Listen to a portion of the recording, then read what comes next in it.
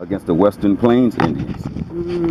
The Fort Brooks Reservation, 4 Mile Square, reached the zenith of its occupation in late 1837 when 65 officers and 1,500 enlisted men were in garrison. Over the last year, 450 Indians had been gathered at the fort awaiting transport to West.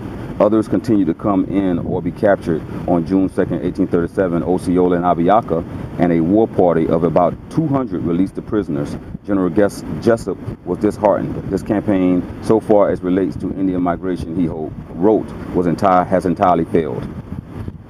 See what they were doing, taking them from here to the west, intermingling. Now again, we go back to those pictures and you see what these people look like, and they were mixing in with the Mexica, the Mexicans. They were mixing in with the Western Plain Indians, because they were being taken from their land as well and brought to Oklahoma. And so these are the histories that our people need to see, because they need to know how we intertwined, how we intertangled with each other, how we became one, through the same fight. It was the same fight and plight. And that's what gets me now. People, when I see Native people and they're proud, do you have your reservation? Do you have your travel ID card?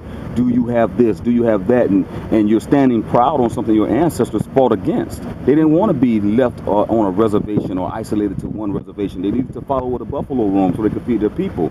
They needed to follow, nature to be able to survive. And now you're standing proud on being put on a reservation. You're standing proud against people who decided not to treaty with the United States government, who decided not to be put or be isolated into one particular situation, who continued to fight.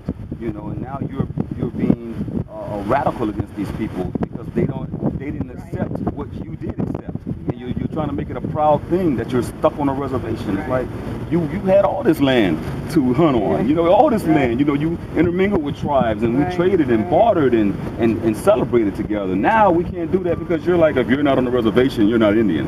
Come on.